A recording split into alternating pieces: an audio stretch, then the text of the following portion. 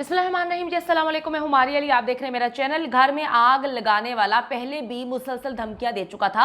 असल मुजरिम कौन है वो पकड़ा गया है। क्या आदिल हुसैन जाफरी का रिश्ते से इनकार ही 10 जाने ले गया? दुबई में मौजूद भाई कौन कौन से राज जानता है जो राज ये लोग छुपा रहे हैं? एक के बाद एक हमला होता रहा, लेकिन पुलिस से क्यों छुपाया गया? पुलिस में एफआईआर क्यों नहीं करवाई गई? क्यों नहीं बताया गया कि हम पर जो है हमला हो सकता है, हमारी जान को खतरा है? झूठ बोलकर आखिर किसे बचाया जा रहा है? आपको पता है कि जी अफसोसनाक वाकया लाहौर भाटी गेट में ये पेश आया है, जिसकी जितनी भी मजम्मत की जाए कम है। इसको एक सिंपल शॉर्ट सर्किट या कंप्रेसर का फटना बताया जा रहा है। मैं डे वन से इस केस को कवर कर रही हूँ और मेरी जो टीम है वो मुसलसल हकाइक जानने की कोशिश कर रही है, चाहे वो अदालत जाकर हकाइक जानने की कोशिश करें, उस मोहल्ले में जाकर हकाइक जानने की कोशिश करें, या दुबई में भाई जहां पर काम करता था वहां पर हकाइक। मुसलसल जो है मेरी टीम वो इस पर काम कर रही है। अच्छा जी, लाहौर भाटी गेट घर में आग लगने से जाँ बहक होने वालों में एडवोकेट आदिल हुसैन जाफरी भी शामिल है। 27 साल का ये जवान है जो बेचारा इस दुनिया में नहीं है। 2 भाई इनके जिंदा बच गए हैं। इनमें से एक जोहेब तो उस वक्त आप सबको पता है कि घर के अंदर मौजूद था। उसने जो कहानी सुनाई उसके मुताबिक सारे लोग जाग रहे थे।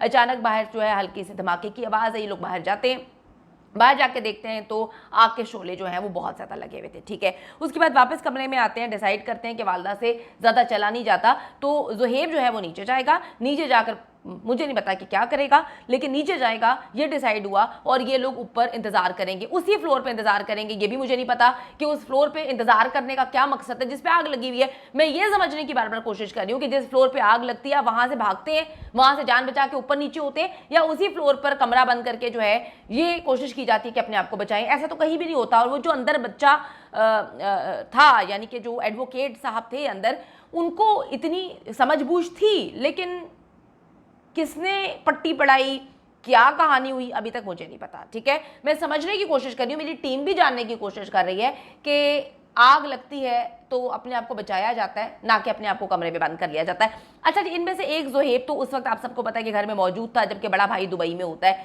बड़े भाई ने कहा जी आधे घंटे पहले मेरी फैमिली से बात हुई है। तीनों भाइयों की आपस में बहुत दोस्ती है, बहुत प्यार है, बहुत मोहब्बत है, हर एक बात शेयर करते हैं एक दूसरे से। भाइयों को बहुत शौक था कि आदिल जाफरी जो अब इस दुनिया में नहीं है वो एडवोकेट बने, और जब आदिल वकील बन गए तो फैमिली जो है वो बहुत ज़्यादा खुश थी, और उनकी खातिर सारी फैमिली जो है वो भाटी गेट जो है वहाँ पे आके किराए पर रह रही थी, ताकि कोर्ट जाने में उनको आसानी हो। वहाँ से कोर्ट जो है उसका रास्ता बड़ा कम था। अब जी आदिल जब वकील बन गया तो सारी फैमिली बहुत खुश थी और बड़े ख्वाब फैमिली ने देखे हुए थे। अब कुछ दोस्तों ने बताया है कि आदिल जाफरी के वकील बनने के बाद उसका एक रिश्ता आता है जिससे घर वाले और आदिल इनकार कर देता है। उस इनकार की वजह से फैमिली को धमकियां मिलना शुरू हो गई कि तुम्हारा बेटा वकील बन गया तो तुम अपनी औकात से बाहर हो गए, तुम रिश्ता देने से इनकार कर रहे हो।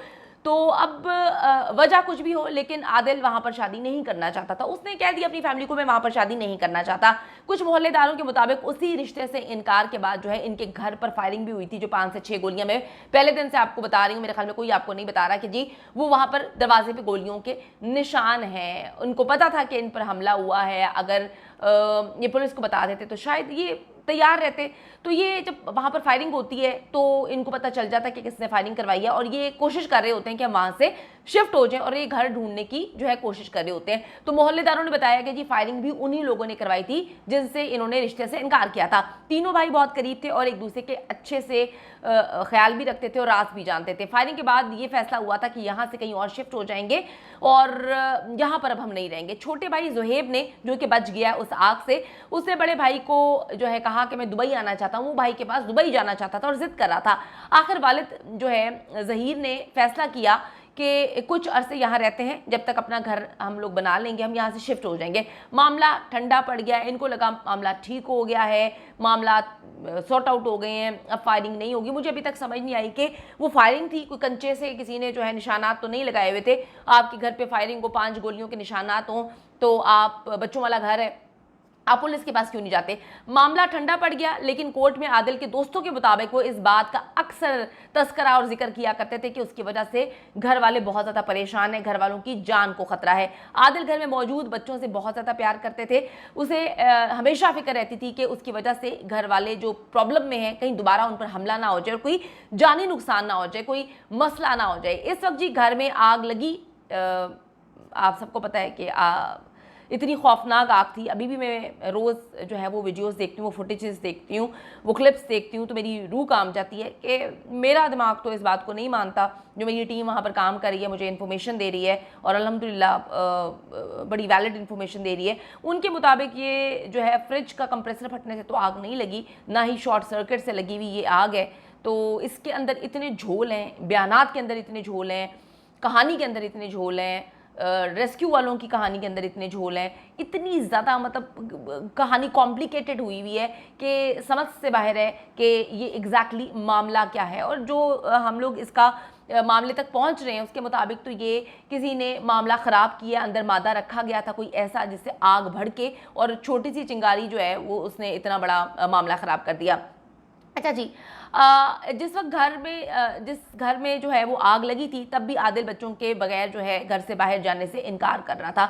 मुझे अभी भी ये बात समझ नहीं आ रही। इनके छोटे भाई ने कहा है कि जी आदिल घर से बाहर नहीं आ रहा था, मैंने उसको कहा कि तुम जाकर जो है नीचे जाकर जान बचाने की कोशिश करो। अभी मैं समझने की कोशिश कर रही हूँ कि जब इतनी इनके मुताबिक जो जिंदा बच चुका है उसने कहा कि जी बाहर बड़े आग के शोले थे, तो आग के शोले थे तो वो तो मजीद टाइम के साथ बढ़ने थे, ठीक है, वो कम थोड़ी हो जाने थे।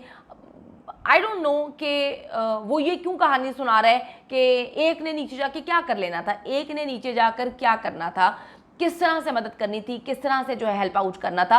वो तो अपनी जान बचाकर आज जिंदा है, ठीक है। हेल्प आउट करने का मतलब ये था कि उसने नीचे जाके अपनी जान बचानी है। अभी तक मैं ये समझने से कासिर हूँ कि फ्रिज ऊपर था, मामला सारे ऊपर थे, आग ऊपर लगी थी, ठीक है। उसके बाद फर्स्ट फ्लोर पे ये लोग मौजूद थे, ऊपर भी ताला लगा हुआ था छत के ऊपर, वहाँ पे भी कोई जो है इन्होंने अंदर से ताला, अक्सर लोग जो है ऊपर अंदर से ताला लगा लेते हैं, ठीक है। चाबी भी इन्होंने कहीं नीचे रखी थी, अंधेरा था, इनको कुछ नज़र नहीं आया। लेकिन जिस भाई को नीचे भेजा गया, इन्होंने सारी फैमिली ने बच्चे समेत इन्होंने अपने आप को कमरे में क्यों बंद कर लिया, ये किसका डिसीजन है, इस पर क्यों इन्वेस्टिगेशन नहीं की जा रही कि कमरे में ऊपर क्यों रहे। वो जो आदिल साहब थे, एडवोकेट साहब, वो तो काफ़ी मतलब समझदार किस्म के इंसान है, उन्होंने वहाँ से रेस्क्यू की टीम को कॉल भी की, वो कॉल कर रहे हैं, ठीक है। इतना मार्जिन उनको मिल रहा है कि वो कॉल करें, जो अभी फैमिली बात बता रही है, इतना मार्जिन मिल रहा है कि नीचे का दरवाज़ा खोला जाए, ताला तोड़ा गया हथौड़ियों से या जिस भी चीज़ से। मुझे ये समझ नहीं आ रही कि इतना इंतज़ार किस चीज़ का था। जब जो लड़का ऊपर से नीचे आया, जब उसने देख लिया कि इतनी तूफानी आग फैली हुई है, तो ऊपर से ये लोग नीचे क्यों नहीं आए, ऊपर से कंबल चादरें लपेट के ये बाहर निकलते। जब एक बाहर निकल सकता है, जिंदा बच सकता है, तो बाकी क्यों नहीं बच सकते। दूसरा, रेस्क्यू ने कहा कि जी हमें 1 घंटे बाद कॉल की गई है, उनको आने में इतना टाइम लगा। अब इतनी देर उनको ऑलरेडी वो लेट आए हैं, तो अंदर तो कुछ बचा ही नहीं है ना। जो लड़का नीचे उतर के आया, उसने कहा कि जब मैं सीढ़ियों से उतर रहा था तो उस वक्त आग के शोले इतने फैल गए थे, तो उसने क्यों नहीं आवाज लगा के कहा बाकी फैमिली को कि भाई ऊपर रहने का कोई फायदा नहीं है, नीचे तक इतनी आग आ गई है, तो ऊपर तो जिस फ्लोर में आग लगी है वहां पे तो कुछ बचेगा नहीं। तो मुझे ये समझने में बड़ी प्रॉब्लम हो रही है कि ये कैसा फैसला था, ये किसने फैसला किया। और एक बंदा बाहर आ गया, वो कहता बाद में मैंने सीढ़ियां लगा के ऊपर जाने की कोशिश की, बकौल उसकी जब इतनी आग फैल गई थी तो ऊपर किसने जिंदा बचना था। सारी की सारी चीजें जो है रेस्क्यू टीम पर डाली जा रही हैं। रेस्क्यू तो हमारे मुल्क में माशाल्लाह से जो गवर्नमेंट चल रही है वो अपने आप को गवर्नमेंट संभाले या इदारों को सही करे, तो रेस्क्यू तो लेट पहुंचा। अब बात यह कि अंदर कुछ बचा ही नहीं, जो बचाने वाले थे यानी कि जो खुद निकलने वाले थे।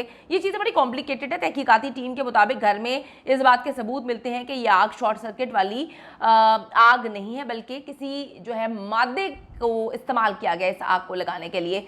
तो आदिल जाफरी ने किसके रिश्ते से इनकार किया था कि ये सारा मामला हुआ कि उनके घर में किसका आना जाना था, क्या जो रिश्ता आया था वो उनकी फैमिली मेम्बर थे जो उनके घर आते थे। किसी ने तो घर में वो मादा रखा है ना जिससे आग लगी है। तो क्या रात को 2 बजने वाली आग जो लगी थी रात को किसी साजिश का नतीजा है, क्योंकि सारे जाग रहे थे फिर भी अपने आप को नहीं बचा पाए। तो मामला बहुत कॉम्प्लिकेटेड है। इस पर जो है हम तो इन्वेस्टिगेशन कर ही रहे हैं, लेकिन बात यह है कि पुलिस को देखना चाहिए कि क्या सीन है, कौन झूठ बोल रहा है, कौन सच बोल रहा है। और जो रिश्ते वाली कहानी है, इनके वालिद से पूछना चाहिए कि वो कौन थे, क्यों उनको छुपाने की पहले भी कोशिश की, क्यों उनको बचाने की कोशिश की। अब तो उनकी फैमिली मुकम्मल तौर पर ख़त्म हो गई है, तो देखना चाहिए। मैं इस केस को आखिर तक जो है रिपोर्ट करूँगी, क्योंकि मेरी टीम इस वक्त वहाँ पर काम कर रही है और जो सच है हम कुरेदने की कोशिश करेंगे।